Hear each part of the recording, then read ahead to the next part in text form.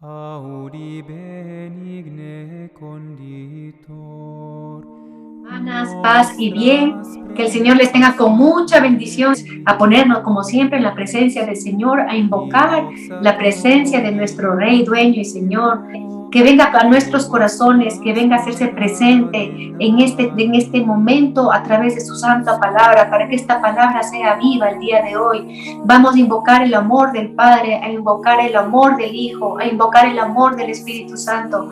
Vamos a invocar a la Santísima Trinidad, un solo Dios, para que venga a nuestros corazones, para que se haga presente con su santa palabra, con su santo nombre, con su santa misericordia, con su santa bondad. Jesucristo, sumo eterno sacerdote. Vamos a ver qué significa este título de nuestro Señor, qué significa esto que Él está haciendo en el santuario celestial, qué es el sacerdocio de Cristo, porque nosotros podemos conocer bastante, digamos, del sacerdocio ministerial de nuestros sacerdotes, pero no sabemos y no conocemos mucho sobre el sacerdocio de Cristo. Y todo sacerdocio, ya sea el ministerial o de nosotros laicos, que sea el sacerdocio ordinario, es tomado del mismo Cristo. Y por eso conocer, profundizar en lo que es el sacerdocio de Cristo, para nosotros vivir también profundamente este sacerdocio que tenemos todos nosotros como un pueblo sacerdotal comprado en la sangre del Cordero, de nuestro sacerdote que está en el santuario celestial, que Él es el único mediador entre Dios y los hombres, como nos dice la primera carta a Timoteo en el capítulo 2, que nos dice que Él es el único puente, el único mediador que está día y noche haciendo ese papel de sacerdote frente a Dios Padre por cada uno de nosotros. Y vamos primero a conocer cómo era el sacerdocio en el Antiguo Testamento, el sacerdocio de los israelitas en el tiempo que fue instituido, en el tiempo de Moisés, en el Éxodo, para nosotros poder comprender entonces ¿qué es este sacerdocio de Cristo? Vamos entonces a entrar un poquito en la historia de qué era el sacerdocio para el pueblo de Israel, para el pueblo elegido. No vamos a ver esto porque esto, como digo, nos va a ayudar a entender el sacerdocio de Cristo, y al entender el sacerdocio de Cristo vamos a poder nosotros, cada uno de nosotros, comprender nuestro sacerdocio ordinario de cada uno de nosotros que somos laicos, y también el sacerdocio ministerial del sacramento del orden, que son ya nuestros sacerdotes. El catecismo de la Iglesia Católica en el numeral 1544 nos dice: todas las prefiguraciones del sacerdocio de la antigua alianza encuentran su cumplimiento en Cristo Jesús, único mediador entre Dios y los hombres. Vamos a ver entonces esto que decía, que el sacrificio de nuestro Señor Jesucristo fue el único redentor. El sacrificio de Él es el único que verdaderamente pagó con nuestras culpas y nos abre las puertas del cielo para entrar delante del trono de la gracia.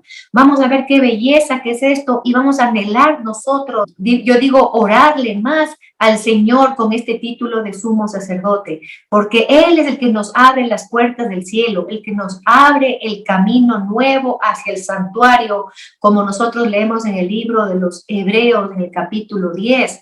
Nosotros vamos a leer hoy día esto, que es una belleza, para justamente poder entrar delante del trono de la gracia, saber que nosotros entramos a ese trono de la gracia por la alabanza que el Señor pone en acción de sacrificio, en acción de gracias, en esa acción de alabanza delante del trono de Dios. Entonces vamos a ver, como les decía, un poco cómo era el sacerdocio en la antigua alianza, en el antiguo pacto, en el antiguo testamento.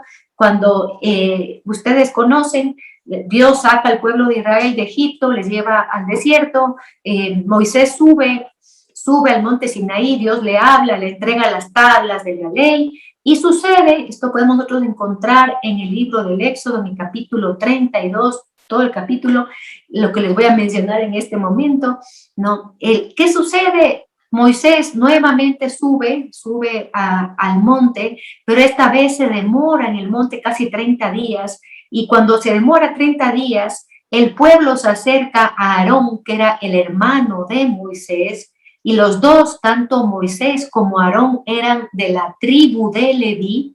Acordémonos nosotros, está Abraham, Isaac, Jacob, ¿no es cierto? Jacob tiene 12 hijos y de los 12 hijos, de los nombres de los 12 hijos, salen las 12 tribus de Israel. Entonces Moisés y Aarón vienen de la tribu de Leví, y esto es importante tomar en cuenta para esto del sacerdocio. Entonces, ¿qué sucede? Los israelitas se cansan, se acercan a Aarón, hermano de Moisés, y le piden que le hagan un Dios, porque Moisés, el que le sacó de Egipto, y dice así la palabra, este que nos sacó de Egipto, se fue y no regresó más. Subió al monte y no bajó más. Así que necesitamos que nos hagas un Dios. Y Aarón comete el error de hacerles un Dios y les pide a los israelitas que les se quiten todos los aretes de todo, de las mujeres de ellos, de los hijos, de las hijas, y le pide todo eso a Aarón mismo y manda a hacer un becerro de oro. Y comienzan a hacer idolatría a este becerro de oro, comienzan a danzar actos como de adoración al becerro. Dios le dice a Moisés, el pueblo está cometiendo un acto de idolatría. Baja Moisés y cuando él baja ve unas danzas, dice la palabra de Dios, la danza desenfrenada. Qué fuerte habrá sido ver al pueblo que fue sacado con mano poderosa, que tuvo tantos portentos, y Moisés, con lógica razón, monta en cólera y sale fuera del campamento de los israelitas y dice a los israelitas, ¿quién está conmigo y quién está para adorar al único Dios verdadero que es Yahvé, que está en el cielo? Vengan conmigo. Y resulta que de las 12 tribus solamente salen con él para adorar al Dios verdadero a la tribu de Leví. Salen los levitas con él y él les dice, bueno, ahí viene una cosa fuerte, un castigo fuerte por esa idolatría, les dice que vayan ellos y hagan justicia y matan en ese momento a 3,000 israelitas por cometer esta idolatría tan fuerte, ¿no? Y desde ahí, entonces, Yahvé le da esa preferencia dentro de las 12 tribus a Leví, y de ahí coge los sacerdotes. Les dice ahí en ese momento, después de haberle defendido a Yahvé, después de haber combatido con ese castigo fuerte a los israelitas, les dice que les va a investir con las vestiduras sacerdotales a ellos. ¿Cómo eran los sacerdotes antes de que suceda esto y que la tribu de Leví sea el que sean los sacerdotes del pueblo elegido, del pueblo de Israel?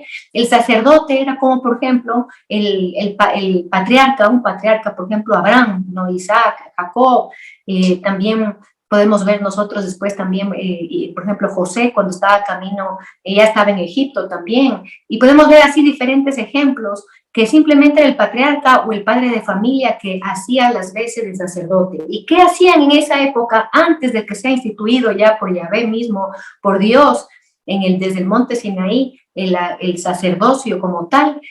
Lo que hacían era erigir un altar. ¿Y qué era erigir un altar? Era simplemente ponían una piedra, y en la piedra, delante de la piedra, quemaban a un animal. Y eso ofrecían a Dios, ¿no? Eso hacía Abraham, eso a lo largo, podemos irnos hasta más atrás, podemos ver también Caín y Abel haciendo estos actos de sacrificio, que era propio, como digo, de un padre de familia o del patriarca de una tribu, ¿no? De una tribu. Pero cuando ya viene este momento que les estaba comentando, Dios hace esta investidura a la tribu de Leví para hacerles sacerdotes y ya les da funciones sacerdotales y ya propiamente se puede decir que nace el sacerdocio.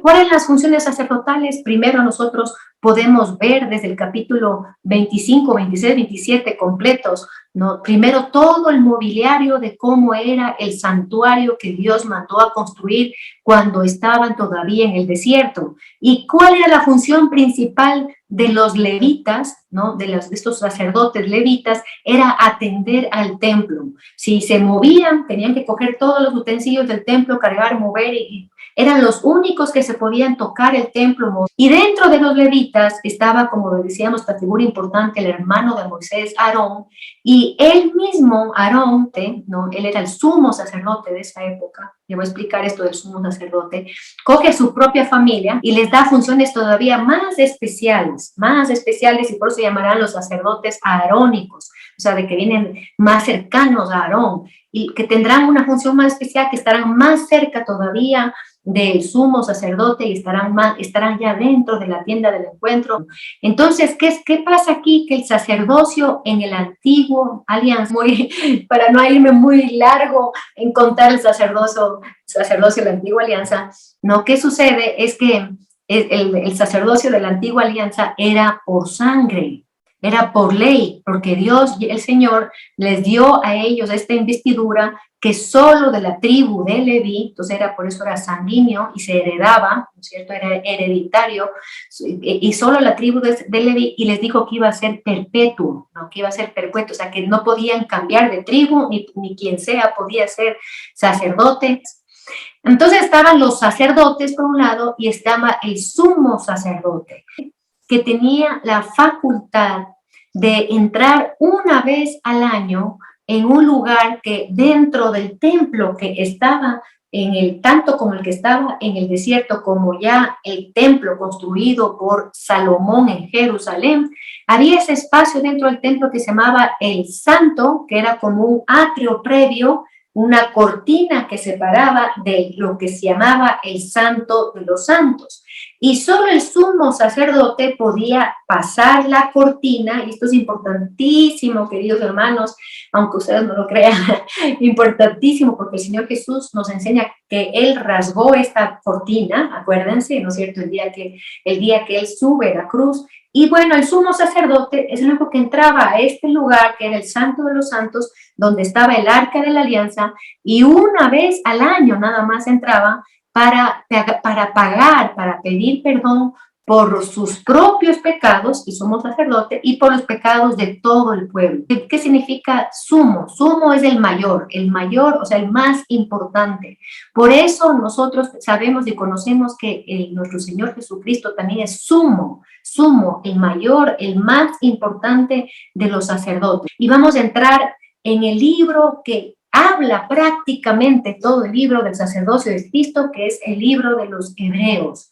Ese es el libro donde nos explica cómo es el sacerdocio de Cristo, de dónde sale el sacerdocio de Cristo. Entonces voy a ir tomando de varios capítulos y de varios versículos de los Hebreos para ir profundizando ya en el sacerdocio de Cristo, ¿no? Entonces, como para ir terminando esto del sacerdocio, que les he contado rapidísimo, ¿no? Esto como para una charla entera, ¿no? El sacerdocio de los levitas. La palabra sacerdote en griego viene de presbítero, ¿no? Ustedes han de haber escuchado muchas veces de presbítero, y que tiene la traducción exacta de anciano, coanim.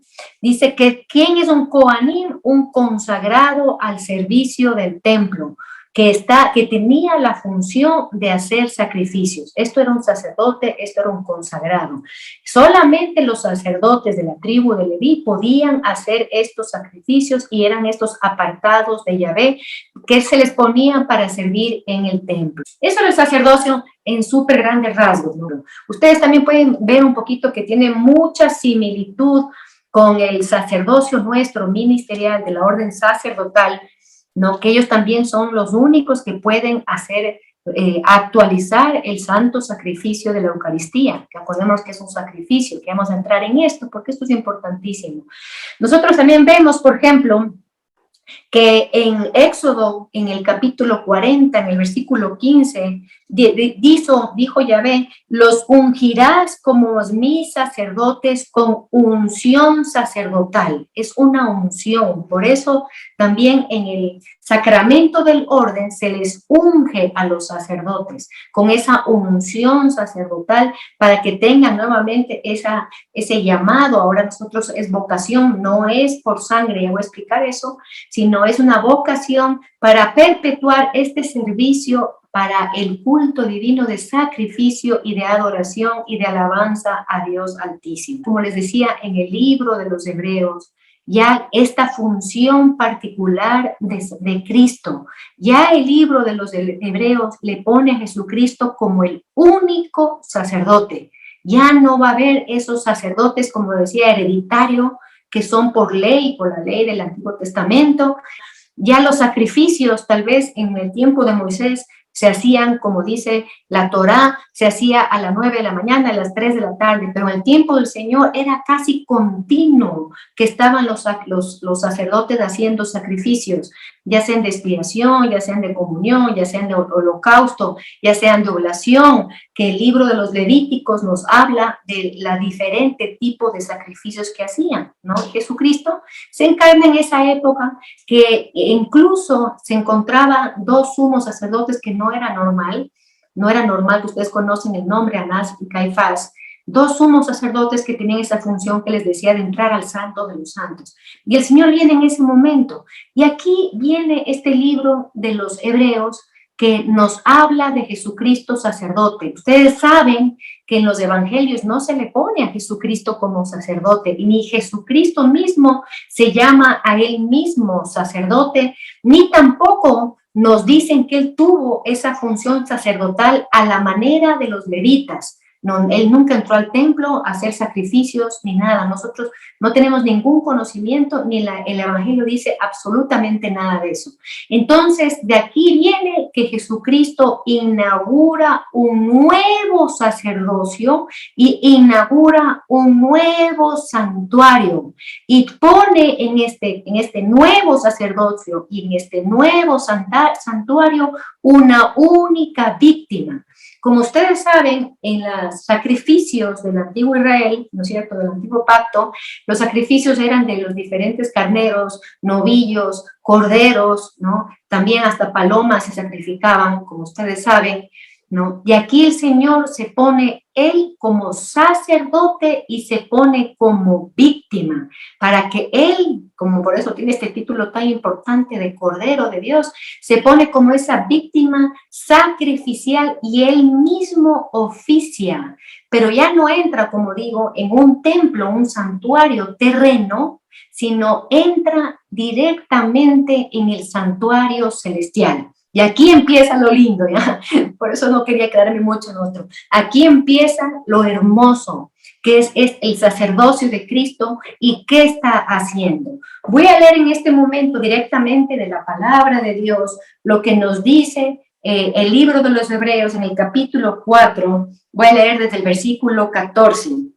Dice, teniendo pues un gran sumo sacerdote, aquí dice gran sumo, ¿no? Es el sacerdote de los sacerdotes y para nosotros católicos es el único sacerdote. Y yo voy a explicar esto del por qué es el único, que me dirán, Anita, pero tenemos muchos sacerdotes. Pues no, ahorita vamos a quedarnos en que es el único sacerdote, que dice que penetró los cielos, Jesús, el Hijo de Dios. Mantengamos nuestra confesión de fe. Aquí el libro de los Hebreos nos dice que nosotros mantengamos, que debemos mantener nuestra confesión de fe, nuestro credo, nuestra fe, por este hecho de que Jesucristo es el gran sumo sacerdote que entró en el santuario, que penetró los cielos. Pues no tenemos un sumo sacerdote que no pueda compadecerse de nuestras flaquezas, ya que ha sido probado en todo,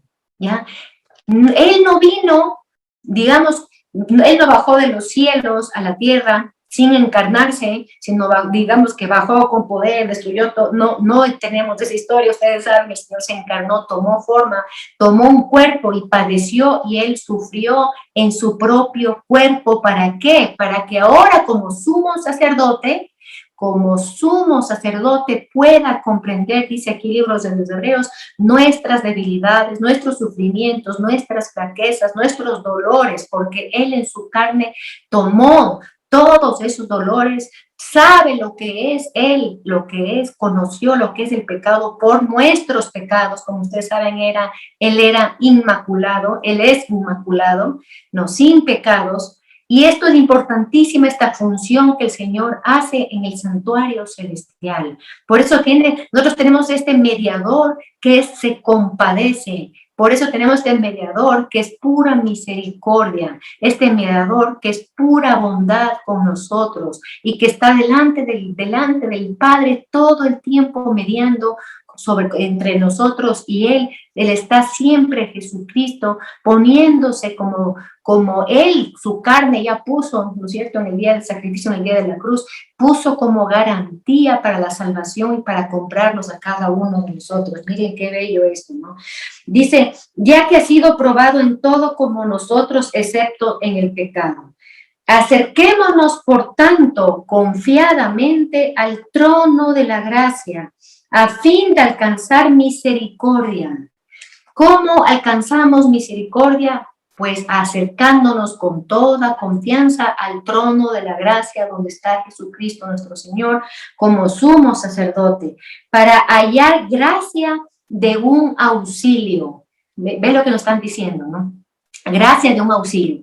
Nosotros sabemos que el sumo sacerdote antiguo entraba al santo de los santos, a lo más sagrado, delante de la presencia de Dios, digamos, que era en esa época donde estaba el arca de la alianza. Entraba con su propio pecado primero.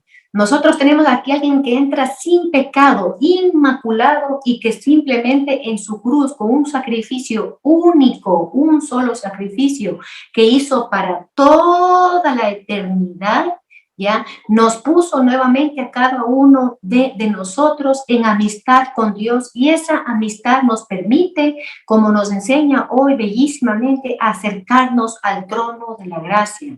Miren qué hermoso. Y no estoy hablando, queridos y queridas hermanas, del día de nuestra muerte, que algún día le veremos al Señor cara a cara, ¿no es cierto? No estamos hablando de esto, no, de que hoy ya podemos acercarnos al trono de la gracia porque el Señor abrió un camino nuevo y rasgó ese velo, esa cortina que separaba al pueblo de la presencia de Dios, y Dios lo rasga para que nosotros podamos entrar delante de la presencia misma, y eso nosotros podemos vivir plenamente, hasta físicamente, en cada Eucaristía, porque eso es lo que sucede. En cada Eucaristía se actualiza, se hace presente ese único sacrificio eterno que el Señor hizo para ofrecer por nuestros pecados y para abrirnos este camino al trono de la gracia. Miren qué hermoso esto. Entonces nosotros vamos a ver que si no fue el sacerdocio de Cristo a la manera levita, porque Jesucristo no era de la tribu de Leví, nosotros sabemos que él era descendiente de David, y David era de la tribu de Judá.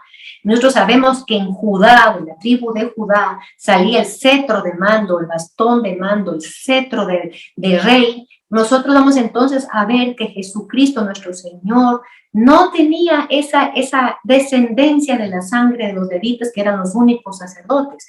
Entonces nosotros vamos a encontrar una profecía del cual digo, se basa prácticamente todo este libro de Hebreos, ya que está en el Salmo 110, que es importantísimo que nosotros, les voy a leer literalmente de aquí del Salmo 110, porque esto es importante. Aquí nosotros vemos que el sacerdocio antiguo, los sacerdotes nunca le juraron a Dios. Dios tomó, ¿no es cierto? Dios tomó y les invistió de sacerdotes. Aquí vamos a ver, mediante la profecía que está en el Salmo 110, en el versículo 4, que Dios mismo ha jurado sobre el sacerdocio de Cristo. Y dice, lo ha jurado Yahvé, no para retractarse. Tú eres por siempre según el orden de Melquisedec, ¿ya? Aquí vamos a ver entonces que el sacerdocio de Cristo no es según el orden de los levitas, que era por sangre, por ley, sino que Cristo tiene, ¿ya?, esta orden que se llama de Melquisedec, que nosotros podemos encontrar esto de la orden de Melquisedec en el capítulo 7 de Hebreos, en el versículo 1.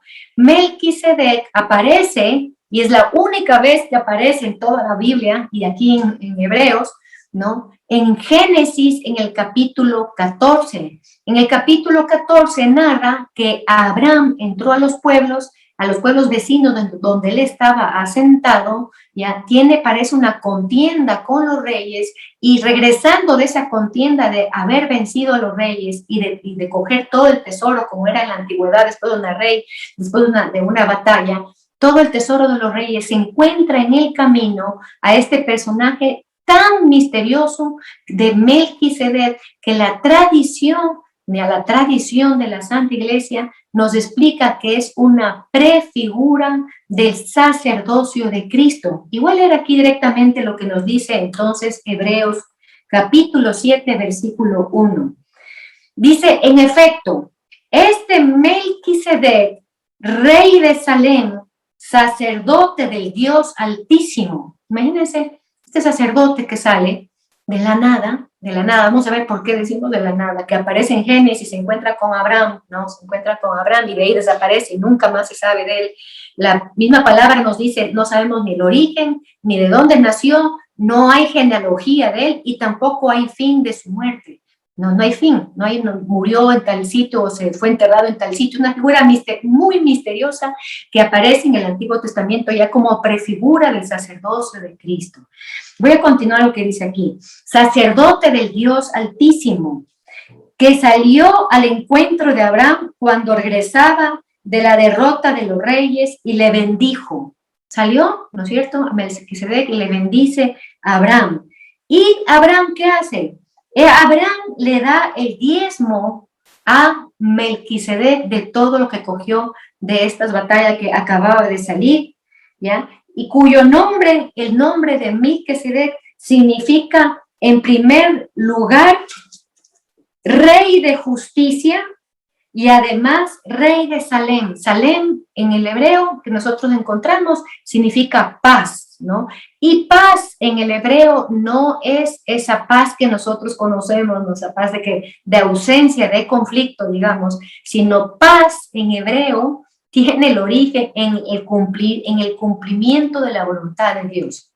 Entonces, rey de justicia y rey de cumplir la voluntad de Dios. Salem significa paz, digamos literalmente, pero paz, como les digo, se puede decir que esa paz viene por cumplir la voluntad de Dios. Y estos dos títulos, rey de justicia y rey de cumplir la voluntad de Dios, rey de la paz, se aplica perfectamente ya en nuestro Señor Jesucristo. Entonces, Él aparece con esta figura de rey y de sacerdote, Melquisedec. Y Jesucristo es de esta orden de Melquisedec. Ya se termina, se abroga, se acaba, como nos explica el mismo libro de Hebreos, el sacerdocio antiguo. ¿Por qué dice aquí el libro? Por su ineficacia para salvar.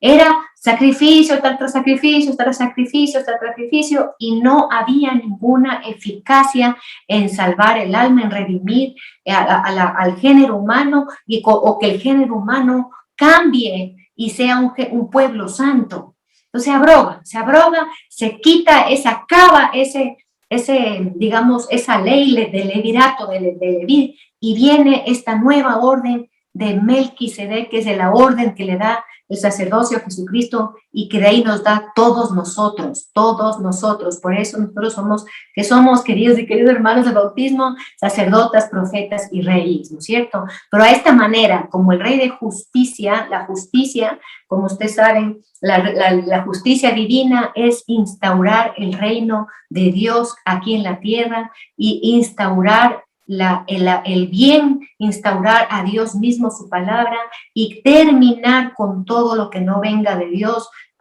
para terminar el reino de aquí de la tierra que está ahora manejado por el príncipe del mundo, ¿no? Entonces el rey de justicia y el rey de hacer la voluntad. Entonces, ¿quiénes somos los que cumpliéramos más profundamente este sacerdocio que tenemos todos de manera ordinaria, ¿no es cierto? Es pidiendo esa justicia, extendiendo ese reino, preocupándonos por predicar el reino, que es una de las funciones que tenemos nosotros como sacerdotes en el ministerio nuestro ordinario, ¿no? Ordinario. Proclamar a Cristo, ¿no? En ser rey de justicia, y por el otro lado cumplir la santa voluntad de Dios en todas las cosas, ¿no? Entonces, bueno, volviendo al tema de Melquisedec, ¿ya? Dice aquí la palabra sin padre, sin madre, ni genealogía, lo que les decía hace un momento, sin comienzos de días, sin fin de vida.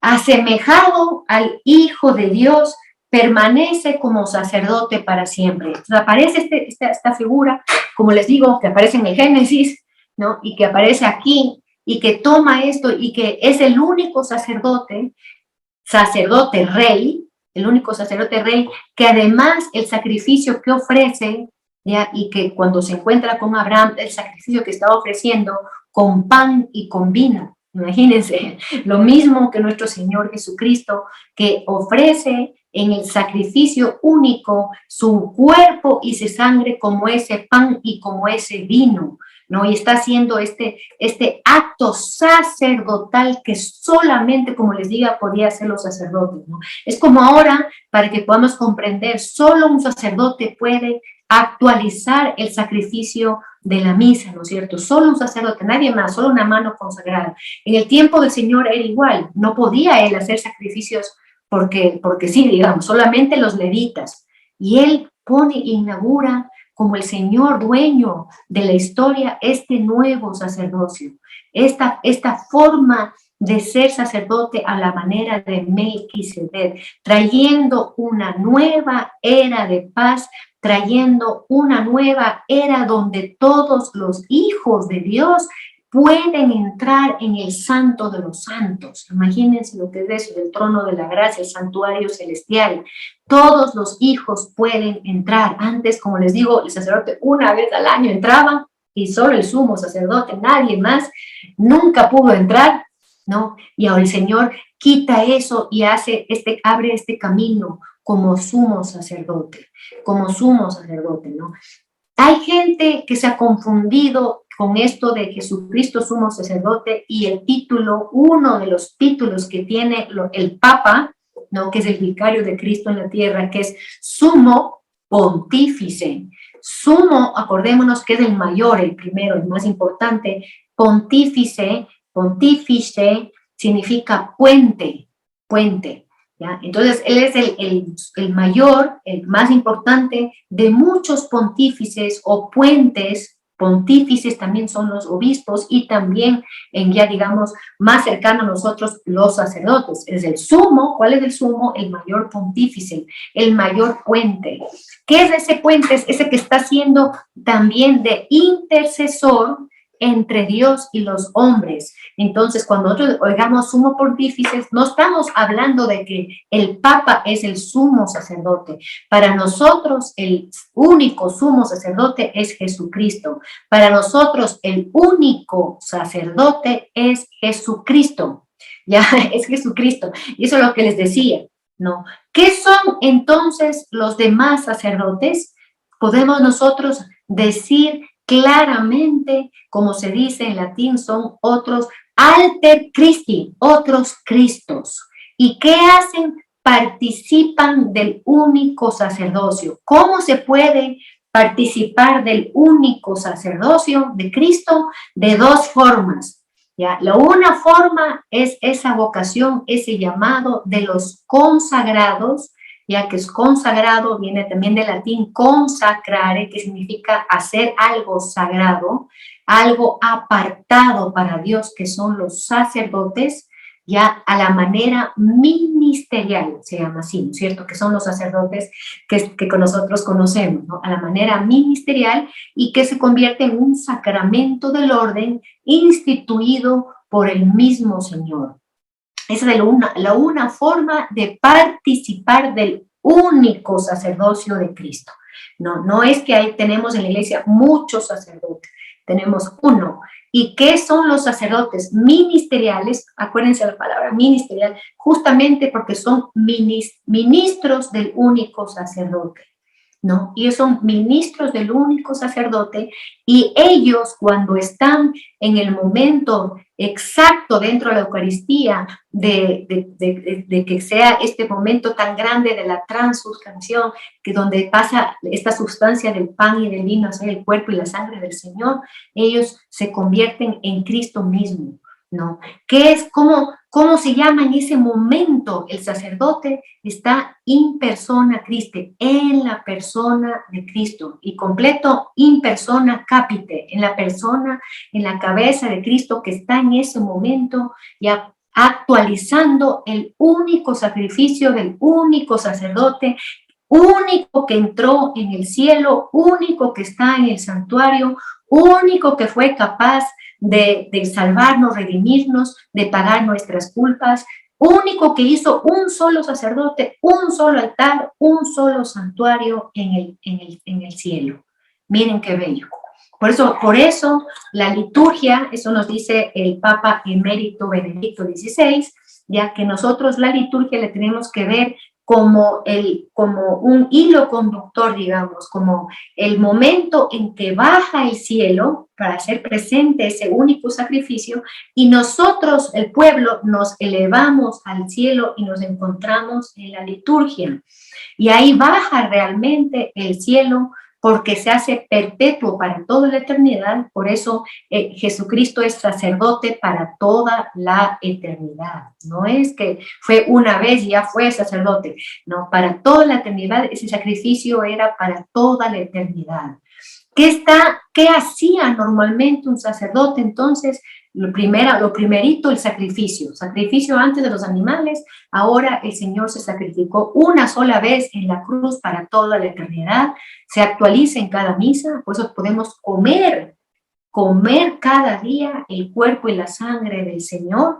Y que aparte del sacrificio, que es lo central y lo más importante, y por eso se llama el sacrificio de la misa, y aquí quiero una cosa que quiero decir entre paréntesis aquí, queridos y queridas hermanas, es que nosotros, como no conocemos estas cosas, ¿no? A veces no profundizamos en la palabra, en lo que nos enseña el catecismo de la iglesia, nosotros a veces como católicos no confundimos lo que es una Eucaristía, ¿no? Eucaristía viene del latín, como ustedes saben, que es acción de gracias, no, perdón, del griego, ¿no? Acción de gracias, ¿ya? Es una acción de gracias y que tiene el sentido sacrificial, del sacrificio de Cristo, de ese sacrificio que fue para toda la vida, o sea que se está perpetuando lo que Dios hizo, dándole ese culto agradable de sacrificio que después ya Romanos en el capítulo 12, versículo 1, nos dice que ofrezcamos nuestros cuerpos, así como Cristo ofreció como sacrificio.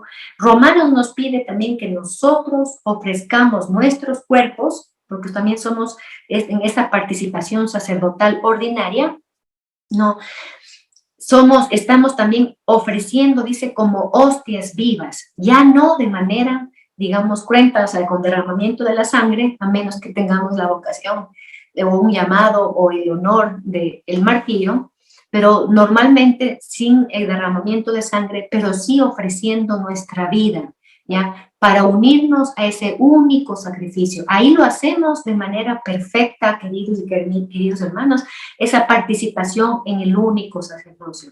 ¿Cómo hacemos de la segunda forma? Entonces, la primera forma, ¿cómo participamos del único? Es este ministerio sacerdotal. El segundo es esto que se llama sacerdocio ordinario que tenemos todos los cristianos, todos los bautizados, todos los que hemos creído en Cristo. Y por eso también tenemos funciones sacerdotales, queridos y queridas hermanas, ¿no? Por eso les decía esto entre paréntesis, yo quiero creer que todos tenemos buena intención, simplemente falta de conocimiento. Entonces, muchas veces, como no conocemos lo que es la Eucaristía, como les decía, no sabemos que está haciendo este oficio de sumo sacerdote eternamente en el santuario celestial, y que entramos dentro del santuario celestial, y que en el momento que el Padre y los sacerdotes consagran, está Cristo mismo repitiendo la única oración que hizo durante su sacrificio, ¿no? Durante su entrega y durante el pacto que hizo de la nueva alianza, una nueva alianza mejor y eterna, como sabemos, ¿no?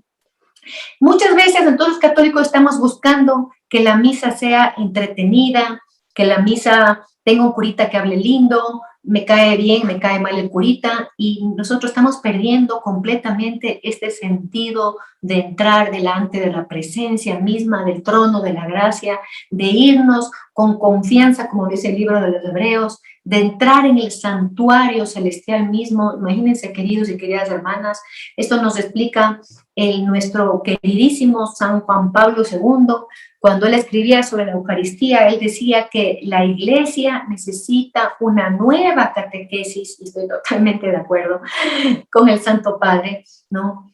Una nueva catequesis para explicar lo que sucede en la misa, porque muchas veces nos perdemos en estas cosas, ¿no? No estemos viendo si el sacerdote dijo, no dijo, hizo, no estemos viendo eso. Nosotros participemos y veamos a Cristo mismo. Penetremos, como dice, Él penetró el cielo para que nosotros también podamos penetrar en el cielo mismo. En cada Eucaristía baja el cielo mismo. En cada Eucaristía está Jesucristo sumo sacerdote ahí está ese mediador nuestro, llevando al Padre todas nuestras oblaciones, todos nuestros sacrificios, nuestras entregas, nuestras peticiones delante del trono mismo de Dios. Está subiendo al altar de los inciensos, como aparece en el libro del Apocalipsis, en el capítulo 5, ¿no es cierto? Ahí nos dice, nos relata perfectamente en esa visión maravillosa de San Juan, ¿no? Y está después también el altar de los holocaustos, que está todo en el santuario celestial, porque todo lo que fue antes terreno, el santuario terreno, templo terreno, altar terreno, sacerdote terreno con pecado, imperfecto, todo fue solamente una prefigura para este santuario celestial y para este sacerdote eterno, perfecto, que está en el cielo, ¿no? Que está en el cielo haciendo ese digamos, este oficio sacerdotal, sacrificial, que como digo, fue un sacrificio que no tiene que repetir nunca más el Señor, porque fue perfecto y fue aceptado por el mismo Dios, ¿no? Voy a leer aquí, entonces, algo que me parece a mí bellísimo, de Hebreos mismo, capítulo 8, versículo 1. Dice, tenemos entonces un sumo sacerdote tal que se sentó a la diestra del trono de la majestad en los cielos y está al servicio de la tienda y del santuario verdadera, erigida por el Señor y no por un hombre. Ya, repito esto, ya, versículo 2, que está al servicio ahorita, ¿no? Y que nosotros podemos ver eso en cada misa también. Está al servicio de la tienda y del santuario, verdadero, erigido por Dios en el cielo, y no por los hombres. ¿Y a qué nos dice la exégesis de la Biblia de Jerusalén? Su ministerio oficia en un santuario más excelente que está en el cielo. Es mediador de una alianza mejor, fundada en promesas mejores. Ya en el versículo 3 nos dice, porque todo sumo sacerdote está constituido para ofrecer dones y sacrificios. Si decimos que es un sumo sacerdote que está en el santuario erigido por Dios en los cielos, está ofreciendo entonces dones y un sacrificio, el único sacrificio eterno todo el tiempo. Hebreos 9, en el capítulo 9, versículo 12 dice, penetró en el santuario una vez y para siempre. Una vez y para siempre. Ya, el sacrificio de Cristo, como decíamos, esta función sacerdotal importantísima. Por eso es importante estudiar, aunque nos parezca un poquito de pronto, tal vez que no nos cueste un poco leer el Antiguo Testamento, tal vez haya mucho nombre, mucho dato, muchas cosas que no entendemos, pero es importante conocer la historia de la salvación completa, ¿no? Desde el antiguo Israel, del pueblo judío, lo que vivieron, lo que hizo el Señor, y esta función sacerdotal importantísima, y de la cual nosotros recibimos este también título de ser sacerdotes.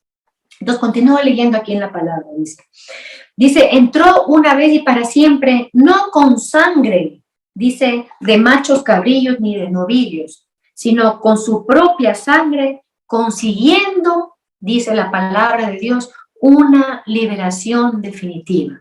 ¿Qué hizo nuestro sumo sacerdote, nuestro único sacerdote, el único que nosotros en quien confiamos, a quien pedimos que sea mediador, porque antes el pueblo pedía a los sacerdotes de antes, que eran hombres y pecadores, ¿no es cierto?, que hagan esa intercesión, esa mediación. Ahora solo nos confiamos en este único sacerdote. De aquí vale la pena ver que lamentablemente, ustedes saben, hay sacerdotes que de pronto no cumplen esta función ministerial que tienen de ejercer como ministros del único sacerdocio y que son extensión del único sacerdocio de Cristo, y tal vez faltan y fallan, tal vez hasta dando mal testimonio al pueblo de Dios, tal vez no teniendo ese olor a ovejas como nos ha dicho el Papa Francisco que deben tener los sacerdotes. Tal vez nos están acercando a sus hijos, tal vez hayan llevado por mal camino a sus ovejas. Puede haber, ¿no? Y hay, no podemos negar nosotros, pero eso no hace ineficaz, no quita ni un poquito, queridos hermanos, de la eficacia del sacerdocio de Cristo que se da, por ejemplo, en cada Eucaristía o en el momento de la confesión. No quita nada. ¿Qué quiero decir con esto? Que así sea el sacerdote pecador, así sea el sacerdote que haya fallado, así no sea un gran orador, está nuestro sumo sacerdote ejerciendo perfectamente esta función sacerdotal de sumo sacerdote en el santuario elegido por Dios. Y entonces nosotros, por eso no veamos tanto, tengamos piedad y misericordia si tal vez hemos sido testigos de un sacerdote que no está siendo fiel a esa vocación. Oremos por ellos, entreguémonos por ellos. Por eso la Madre Santísima, nosotros sabemos, por ejemplo, en las apariciones aprobadas por la Iglesia, que les llama a sus hijos predilectos a los sacerdotes. Tengamos mucho amor por ellos, porque sin ellos, sin sus manos consagradas, no tenemos a Cristo. No tenemos a Cristo. Imagínense este mundo sin Cristo, sin la presencia real y verdadera del Señor en medio de nosotros. Voy a seguir leyendo, ¿no? Entonces el Señor nos consigue esta liberación definitiva. Los padres de la Iglesia le ponen, como por ejemplo que Clemente Romano, que era uno de los primeros papas de la Santa Iglesia, le pone el título de pontífice de nuestras oblaciones. ¿Ya? Pontífice, puente de nuestras oblaciones. ¿Qué son nuestras oblaciones? Todos los sufrimientos, todos los ofrecimientos que hacemos a Dios, todos nuestros ruegos que pedimos a Dios, todo lo toma nuestro Señor en esta función sacerdotal que de pronto no conozcamos mucho de esta función sacerdotal de nuestro Señor Jesucristo, que es tan importante. Policarpo le llama el sempiterno pontífice. San Ignacio también ya San Ignacio, discípulo de los apóstoles, ¿no?, que es obispo de Antioquía, ya le llama sumo sacerdote a nuestro Señor, así como San Pablo, como aquí en el libro de los Hebreos, ¿no? Esto es bien importante. Entonces vamos a leer también, quería también leer Primera de Pedro, en el capítulo 2, versículos 4 y 5, ¿ya?, que ahí nos está, que una de las funciones que nosotros tenemos también por esa participación del único sacerdocio de Cristo. ¿Qué nos dice? También todos nosotros, dicen, cual piedra viva, entrad en la construcción de un edificio espiritual. Aquí nos llama esto de piedras vivas. Por eso nosotros sabemos que Jesucristo es la única piedra angular que sostiene todo el templo del santuario. Y aquí Pedro nos pone este título hermosísimo de piedras vivas para edificar este santuario espiritual para un sacerdocio santo. A eso estamos llamados, queridos y queridas hermanas. Si participamos de ese único sacerdote que es Cristo, pues tenemos que ser sacerdotes santos. Dice, para ofrecer sacrificios. Aquí están las funciones que nosotros tenemos que hacer. Por eso la Iglesia hace estos llamados a que nosotros, como sacerdotes en lo ordinario, ofrezcamos sacrificios, aquí dice San Pedro, espirituales que sean aceptos a Dios por mediación de Jesucristo. ¿Cómo se hace acepto? cómo acepta a Dios, cómo es agradable a Dios, ¿ya? Si yo le pido al Señor Jesucristo en su función de sumo sacerdote, que es un mediador, que sea el mediador, que Él reciba esta oblación, este sacrificio que yo le ofrezco como sacerdote, ¿no? Porque acuérdense que todo sacerdote tiene que ofrecer sacrificios, nosotros estamos llamados a ofrecer sacrificios espirituales, como ustedes saben, ¿no es cierto? Sacrificios corporales, como ustedes saben. Todo eso tiene que pasar por el único sacerdote, acuérdense. Porque yo no soy sacerdote en mí, solita, ¿no? Yo solita, o porque heredé, o porque conseguí, o por lo que sea, o el sacerdote ministerial tampoco, ¿ya? Entonces, si yo voy a ofrecer a Dios, yo solo puedo llegar al trono y ofrecer delante y poner en el trono, en el altar de los inciensos, todas las oraciones, solamente por medio del único sacerdote, ¿ya? Esto es importante que nosotros conozcamos y saber. Por eso es este mediador que tenemos nosotros día y noche delante del trono de Dios. Entonces, nos han enseñado en la iglesia que cualquier sufrimiento que tengamos debemos unirnos, ¿cierto?, a los sufrimientos de Cristo. Y es así, tal cual, tenemos que unir al sacrificio de Cristo. ¿Pero por qué? Por esta función sacerdotal, ¿no? Acuérdense, el sacerdote antes era el único encargado de entrar con el sacrificio dentro del templo, el único que iba y pedía por Dios, pues el Señor se pone Él y dice, y Él con capacidad de conocer nuestras flaquezas. Él nos conoce dentro de nosotros, Él sabe lo que somos, pero Él se pone aquí como este sacerdote para Él llevar, ¿no? Él llevar todas nuestros sufrimientos, sacrificios, todas nuestras entregas, nuestros cansancios, todo, nuestras oraciones, nuestras alabanzas, como dice en Hebreos mismo en el capítulo 2, ¿no? Que Jesucristo dice ahí, nuestro Señor se pone como hermano, como este sacerdote, el único sacerdote en medio de sus hermanos, en medio del pueblo, dice, y no tiene vergüenza, dice aquí Dios los hebreos, que a mí me llega al corazón esto, no tiene vergüenza de alabar para llevar esa alabanza delante del trono. ¿Sí me explico? Entonces todo pasa por medio del único mediador, que es nuestro Señor Jesucristo, único sacerdote, ¿ya?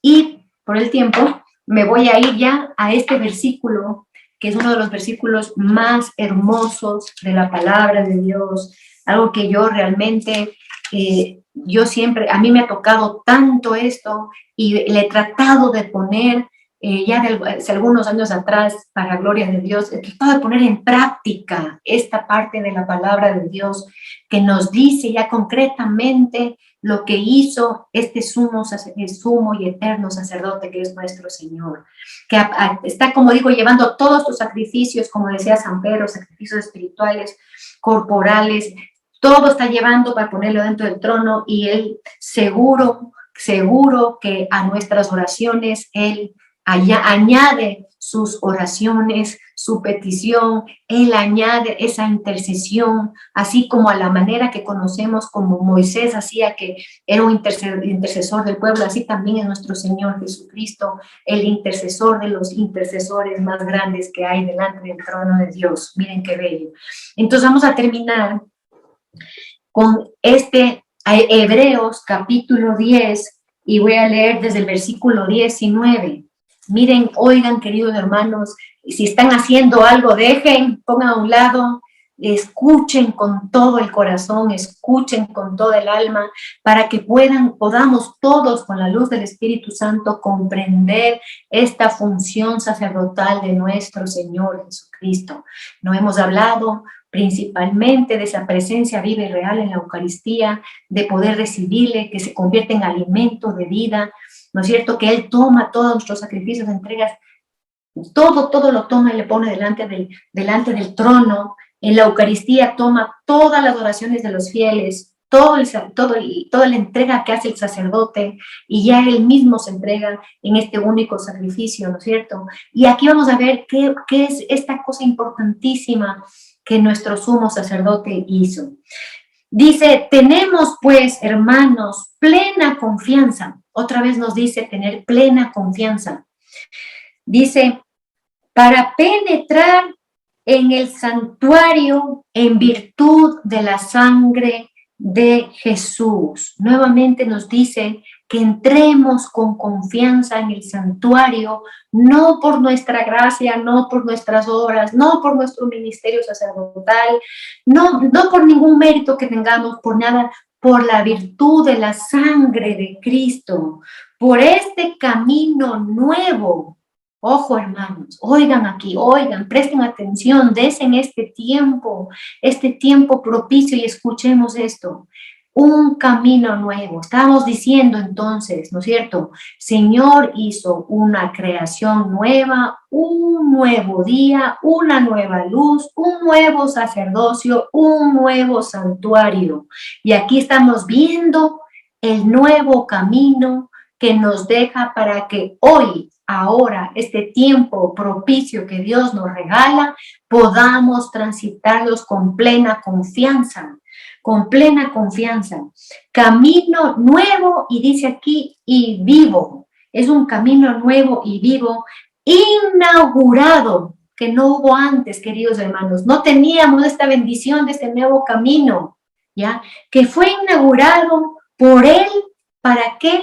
Para nosotros. Él nos abrió este camino en virtud de su sangre, de su sacrificio como sacerdote que ofreció este sacrificio en el único santuario celestial, penetrando los cielos, y nos dejó abierto este camino que nosotros cristianos no conocemos, que me puedo morir, que no conozcamos. ¿Y qué más dice aquí? Dice, a través de la cortina. Ya, la cortina, acuérdense que era para entrar en el santo de los santos, donde estaba la presencia, donde moraba Dios, y ahora el santo de los santos está en el cielo, en este santuario celestial, en este santuario erigido por Dios, como leíamos hace un momento. Dice, para penetrar la cortina, para nosotros, a través de la cortina, es decir, su cuerpo. La cortina ahora se convierte en su cuerpo. Nosotros tenemos para entrar en este sacrificio que oficia este sumo sacerdote, en esta víctima que es el mismo, que se pone el cuerpo mismo como esa cortina rasgada, abierta, completamente abierta, para subir nosotros delante del trono de la gracia. Tenemos un sumo sacerdote excelso al frente de la casa de Dios. Tenemos un sacerdote excelso, queridos hermanos, un sacerdote más maravilloso, bondadoso no puede haber, que nos está abriendo la puerta diciendo, ven. No, antes los sacerdotes no podían decir ven, ninguno. No, diciendo ven al santuario. Entonces vuelve y repite aquí, acerquémonos con sincero corazón, en plenitud de fe, purificados los corazones de la conciencia mala y lavado el cuerpo con el agua pura. ¿Qué les parece? ¿Qué les parece, queridos hermanos? Y eso podemos hacerlo, como digo, pensar hasta físicamente el momento de la Santa Eucaristía, el momento que el sacerdote está en persona, Cristo consagrando el pan y el vino. En ese mismo momento estamos en el trono, en el altar, en el trono del Cordero mismo. Está el sacerdote ahí, está la víctima ahí, y está todos los ríos que brotan del trono y de la gloria, y que rodean en el momento de la Eucaristía, queridos hermanos, rodean el altar y se va por toda la iglesia esos ríos.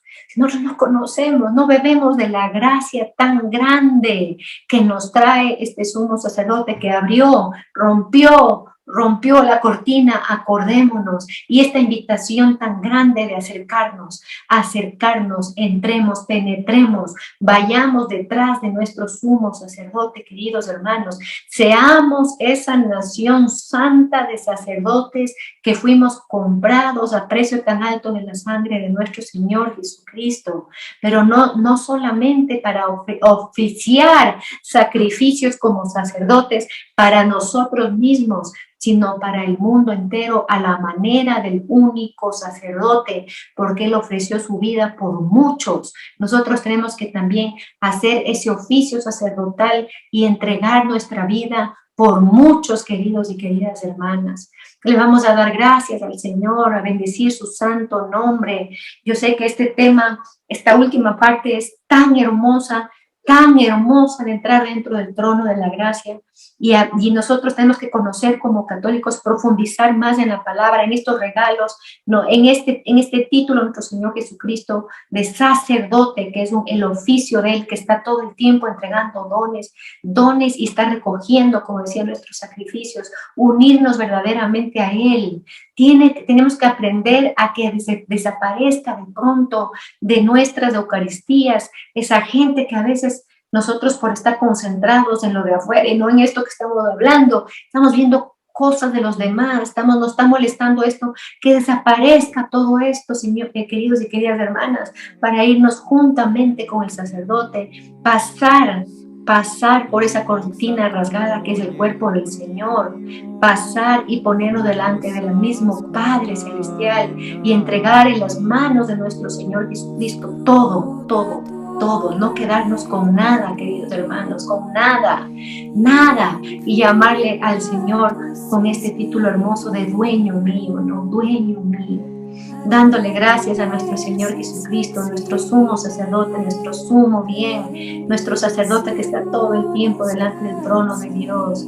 Le vamos a bendecir, a alabar, a glorificar a nuestro Rey, dueño, Señor, nuestro bendito sacerdote, que sepamos, que conozcamos todos los católicos de esta función sacerdotal de nuestro Señor, dándole a Él todo honor, toda gloria. Gracias, Jesús, gracias, Señor, por ese oficio sacerdotal, por tú ser nuestro sumo sacerdote, nuestro único sacerdote. Te damos gracias, Señor, bendiciendo tu santo nombre.